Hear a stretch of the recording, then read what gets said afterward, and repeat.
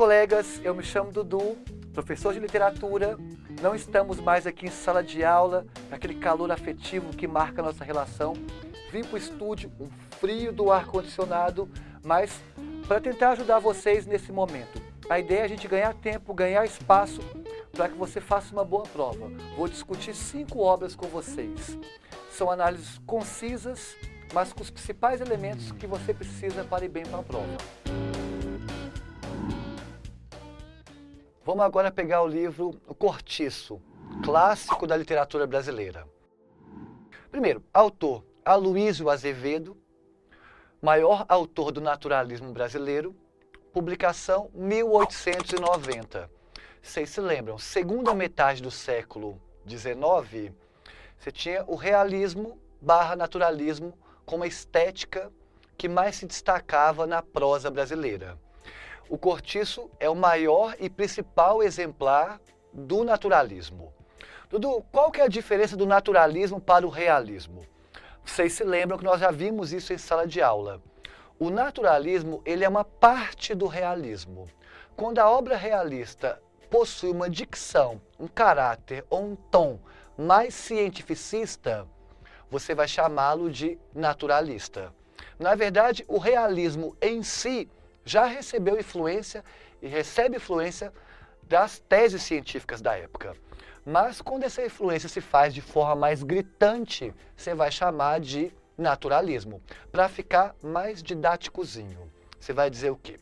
Que o realismo é como se fosse o corpo. O naturalismo é um braço desse corpo.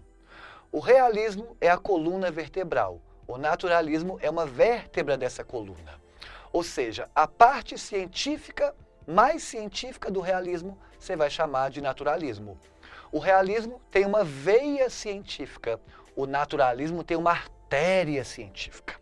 É tão científico que as teses científicas da época estão presentes nas obras. O positivismo, determinismo, evolucionismo, dentre outras teses científicas. Por isso que toda obra naturalista se chama romance de tese. Então o livro Cortiço é um romance de tese, porque é uma narrativa ficcional que tenta exemplificar, endossar teorias científicas. E na obra há uma grande tese científica. Qual tese? A tese de que o europeu, ele é trabalhador, organizado e superior.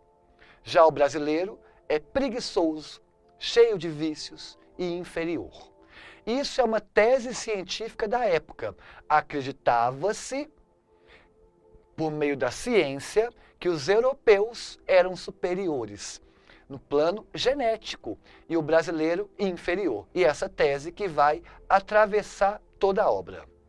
Outra coisa importante do livro Cortiço é o contexto social. O livro ele é um espelho da sociedade brasileira da época, um espelho do que é a sociedade carioca fluminense da época. No Brasil, as elites brasileiras da segunda metade do século XIX tinham um grande projeto, o projeto de embranquecimento racial. Era a ideia de que, se existem raças superiores, o branco é superior. Isso era uma tese científica da época. É importante lembrar, por exemplo, que o Hitler, no nazismo, ele sustenta suas ações dialogando com a ciência. Essa ideia de que existe uma raça superior é que vai fundamentar o Hitler na busca da raça ariana, a raça pura, a raça superior. E esse discurso científico reverbera, ecoa no livro Cortiço, porque acreditava nisso na época. Tanto é que acreditava que era política pública no Brasil a ideia de embranquecer a pele brasileira, embranquecer o brasileiro. Porque se o branco é superior, o negro é inferior, nós temos que evitar a todo preço a mestiçagem. A mestiçagem deve ser combatida. E é isso que o livro vai mostrar, como que a mestiçagem, a fusão de raças é algo ruim para o Brasil. Dudu, então o livro ele está assumindo essa perspectiva. Bora lembrar, o naturalismo é influenciado por teses científicas e a ciência ela é objetiva, marcada pela objetividade e imparcialidade.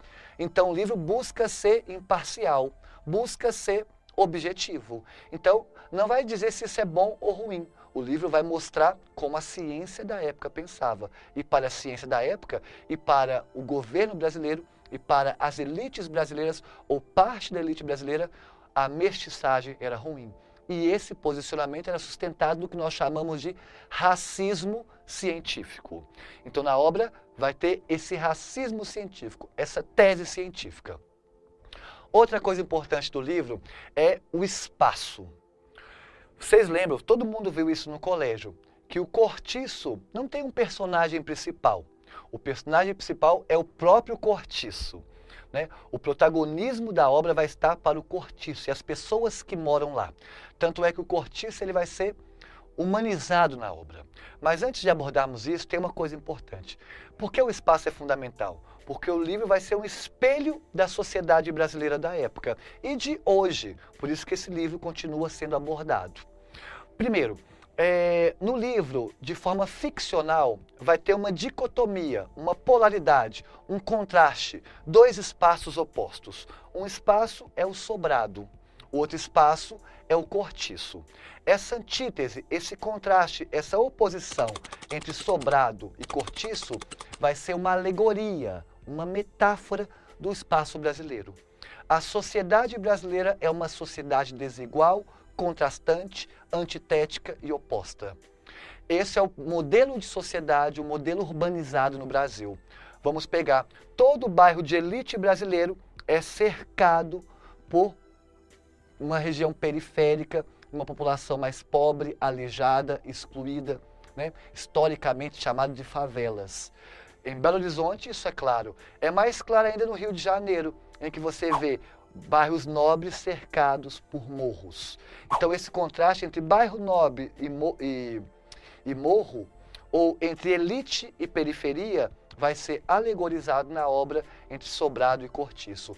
O projeto de sociedade brasileira é de que existam espaços para pessoas ricas e espaço para pessoas pobres. Essa é uma visão burguesa de organização de espaço público. Isso começa na França, quando a burguesia assume o poder e ela organiza esse espaço, tirando os pobres do centro e colocando os pobres na margem. Quando a burguesia assume o poder, esse projeto burguês de sociedade espalha-se para o mundo e vem para o Brasil. Então, os centros de poder são ocupados pela elite e os pobres vão para a margem. É o que a gente pode dizer hoje, né, num discurso metafórico, nós temos uma camarotização da sociedade, né? A sociedade vira um grande camarote. Esse, infelizmente, é o nosso modelo de sociedade, que não é nem um pouco democrático. E esse modelo de sociedade que nós criamos, que é um modelo burguês, criado na França, ou iniciado na França, quando a burguesia assume o poder, vai estar alegorizado na obra. Há um espaço da elite, o espaço da elite, o espaço da área VIP, o espaço da pulseirinha, o espaço do nominalista, ele é metaforizado no sobrado. E o cortiço é o espaço da pobreza. Então vamos começar a discutir esses dois espaços. O livro não está dizendo que isso é bom ou ruim, nem eu estou aqui dizendo que é bom ou ruim. Estou dizendo que a sociedade se configurou dessa forma. E é uma visão burguesa de remanejamento do espaço público. A elite, no livro, é alegorizada no sobrado. Quem mora no sobrado é o Miranda. Miranda, português. Se é português, na ótica da época, superior. Barão, tinha o título de barão. Ele é casado com Estela, que é brasileira. Se é brasileira, ela é inferior. Se é inferior, ela vai ter vários vícios. E o maior vício dela é o adultério. Ela traía e traiu várias vezes o Miranda. Olha o exemplo de que é uma raça inferior na ótica da época. Ela não tem controle sobre a sua sexualidade. Lembrando que é uma visão bem biologizante da vida, porque está ligada a teses biológicas e científicas da época. Os dois eram casados e tinham como filha Zulmira. Zulmira odiada pelos dois. Por quê? Miranda não gostava dela, porque para o Miranda, a Zulmira era filha de um adultério. Estela não gostava dela, porque para Estela, Zulmira era filha de Miranda. Dudu, por que os dois não se separavam? Porque o casamento, na época, é sinônimo de prestígio social. Então eles levavam aquele famoso comercial de margarina.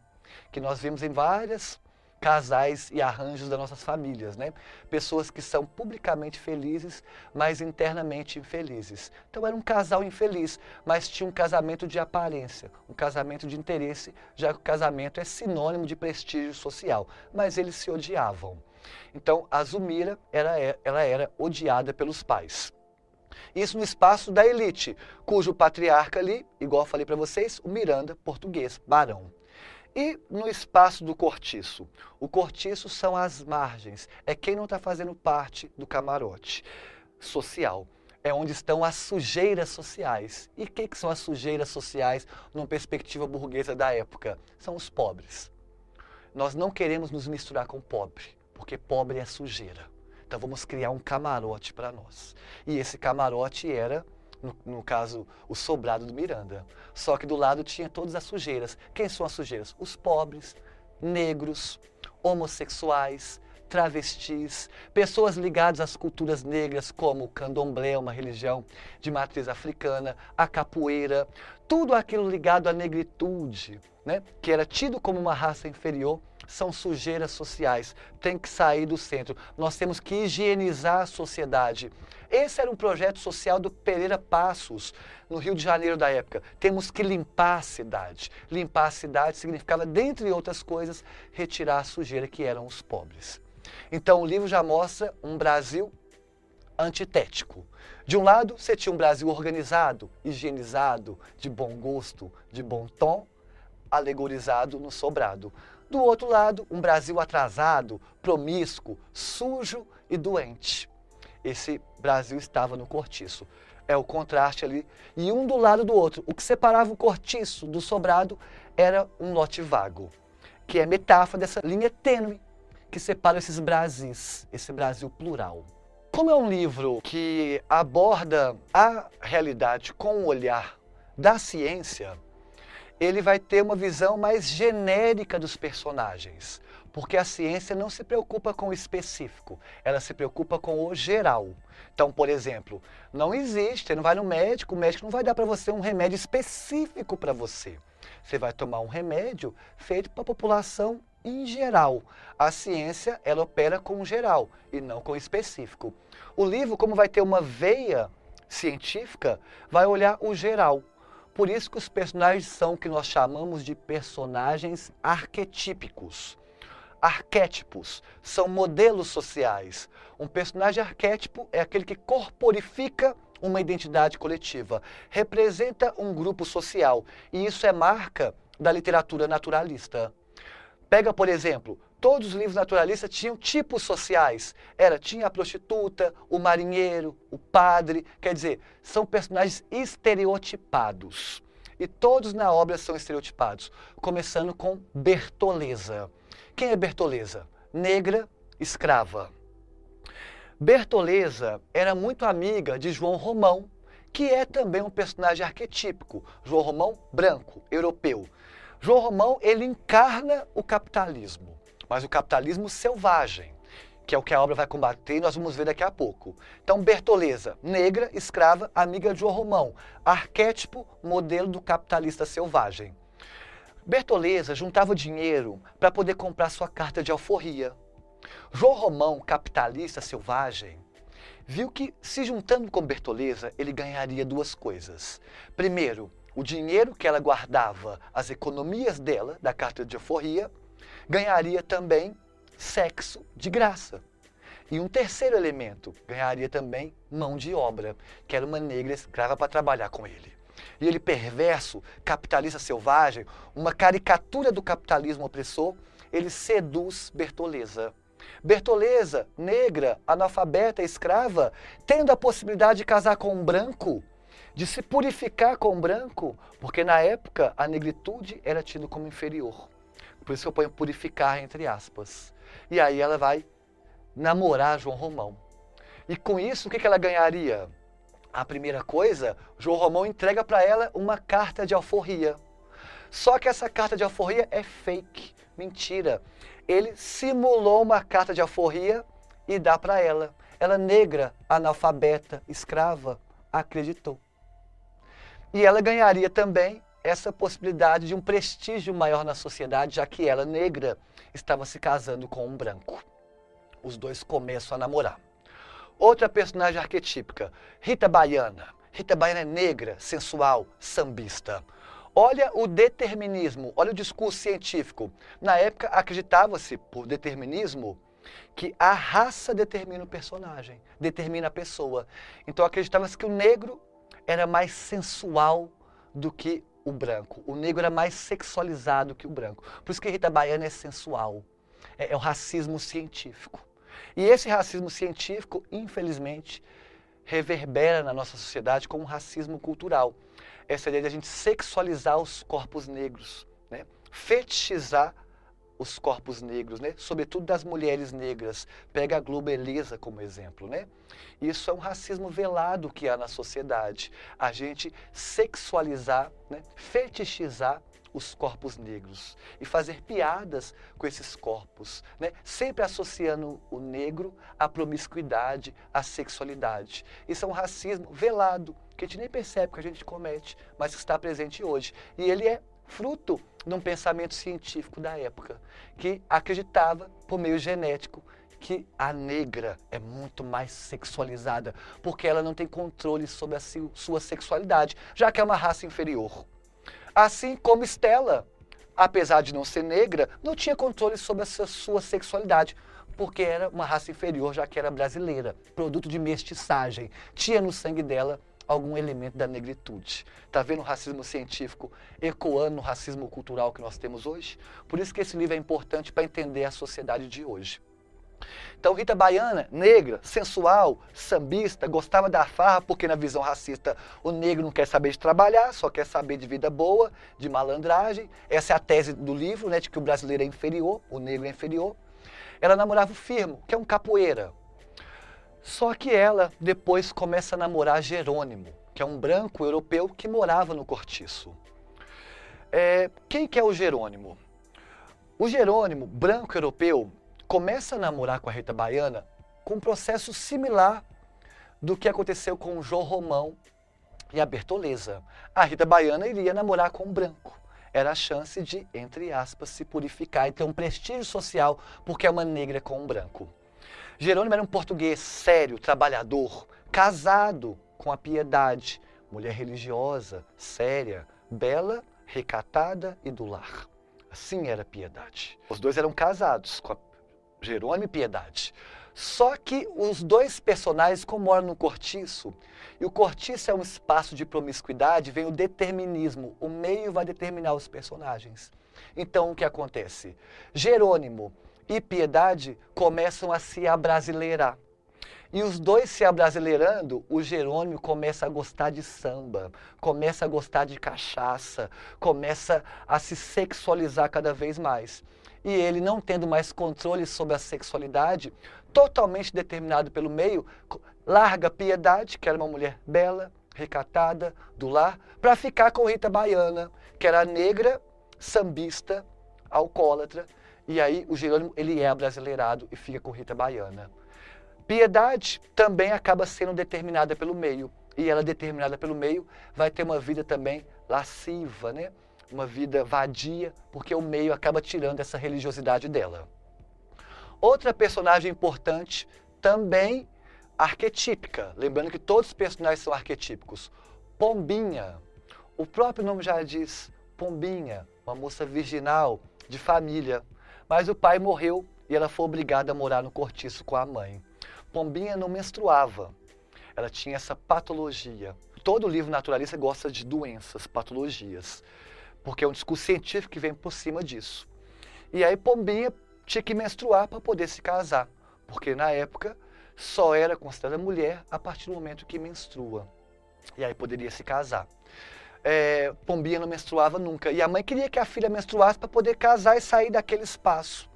Mas Pombinha demora, né, para menstruar, acaba sendo também determinada pelo meio. Aí Leonie, que é uma mulher lésbica, prostituta, acaba seduzindo Pombinha. E aí é importante lembrar que a homossexualidade, lesbianismo na época era vista como doença. Lembrando que a homossexualidade só deixou de ser tratado como doença pela OMS em 1990. Ou seja, como o cortiço é um espaço de doenças, a homossexualidade estava lá, o lesbianismo estava lá. E aí ela passa, entre aspas, essa doença, entre aspas, para a pombinha. Olha como a ideia de que a mestiçagem era algo ruim, porque é essa ideia de que os negros e os pobres eram cheios de doenças e vícios. E entre essas doenças, com muitas aspas, tinha a homossexualidade, a homoafetividade, o lesbianismo, que na época era tratado como doença. E a pombinha pega essa doença e, como pegou a doença, ela se torna lésbica e prostituta. Olha que visão pobre da sexualidade humana. É bom esse livro porque esse discurso científico reverbera ainda hoje. A gente percebe esses discursos que buscam combater a discussão sobre a sexualidade humana, que é uma sexualidade plural em sala de aula, porque acham que uma pessoa pode passar a sexualidade para outra, pode transmitir uma homossexualidade. Esse discurso é eco de um discurso científico. Por isso que é importante ler esse livro para entender de onde vêm os preconceitos que nós temos hoje. Então a pombinha pegou essa doença, passada pela Leonie. E no final do livro, ela vai passar essa doença para frente, porque ela tenta seduzir a filha de Jerônimo. Lembra o Jerônimo, que se é brasileiro? A pombinha vai passar essa doença para frente. Por isso que nós temos que combater essa promiscuidade. Olha o discurso positivista. O positivismo era uma tese científica da época. Ordem e progresso. Para ter progresso tem que ter ordem. E para ter ordem tem que acabar com essas doenças que tem no Brasil. Dentre elas, a homossexualidade. E aí, da ordem e progresso, o Cortiço ele é um personagem na obra. E como ele é um personagem, ele vai se humanizando na obra. Em contrapartida, os personagens que moram no Cortiço vão se coisificando. Isso é uma tese científica da época, o marxismo, que é uma tese científica que busca ler a sociedade capitalista. O que é o socialismo? É uma forma de ler a sociedade capitalista. Marx foi uma das pessoas, um dos teóricos que leu o capitalismo. E Marx disse: um traço da sociedade capitalista é a coisificação e o fetichismo. O que é isso? É a troca do vivo pelo morto. O vivo, ele se torna morto e o morto torna vivo. Vou dar um exemplo claro. Você vai ao shopping. Quando você vai ao shopping, você é vivo, você é sujeito. E aí você vê uma calça. A calça é morta, a calça é objeto. Mas no capitalismo, segundo Marx, isso é transformado. Então, a calça ganha vida. E a calça olha para você e fala, me compra. E quando a calça fala, me compra, você que era vivo se torna morto. Porque você vai trabalhar para pagar aquela calça. E vira objeto, porque você aceita o que a calça está mandando, me compra. E ainda você vai emagrecer. Vai caber naquela calça. Olha como a calça que manda em você e não você manda na calça. Então é a troca do vivo pelo morto. E isso você vê na obra. Que o Cortiço, que é algo morto, ele vai se humanizando.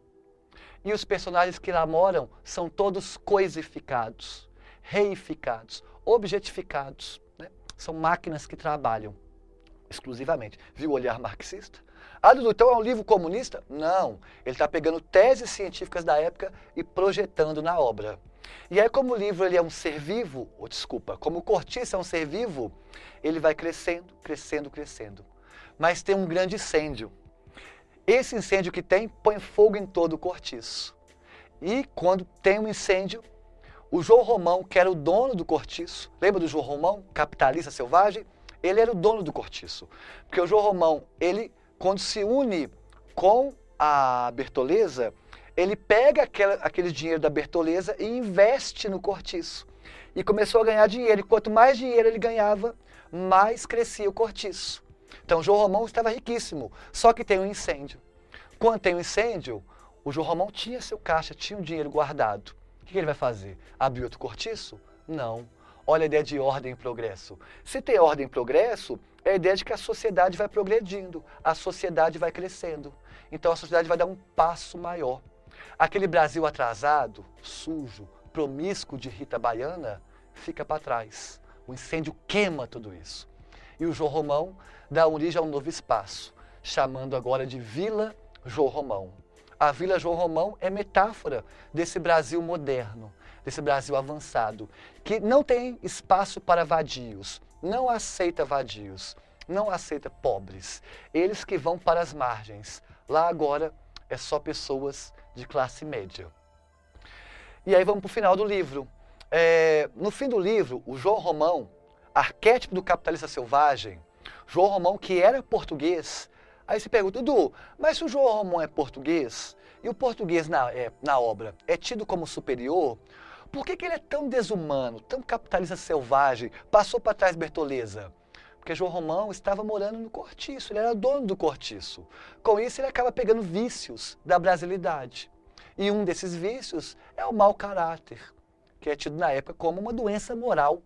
Então, com isso, João Romão, ele é um ponto fora da curva, ele é um capitalista selvagem. E a obra não faz uma crítica ao capitalismo em si, mas faz uma obra ao capitalismo selvagem, sem regras, desumanos, encarnado, corporificado em João Romão. E aí o João Romão, no final do livro, ele vai devolver Bertoleza. Por quê? Como surgiu essa nova vila, ele agora está lidando com a classe média, ele agora é um homem rico, não pega bem para um homem rico ser casado com uma mulher negra.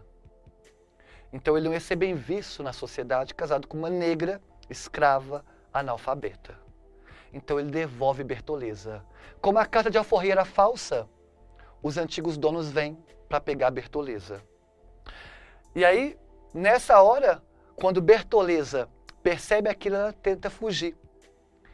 E nesse intervalo de tempo, o João Romão, ele se casa com Zumira. Lembra Zumira, que morava no sobrado? Filha do Miranda, que era português?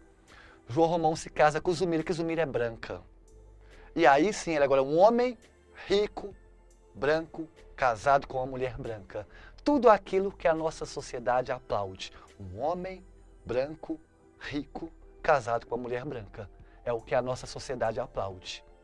E aí essa sociedade aplaude isso. E Bertoleza, que é a negra, pobre, analfabeta, periférica, escrava, ela percebe os donos chegando e ela, quando vê que não tem como fugir, ela corta a própria barriga e comete o suicídio.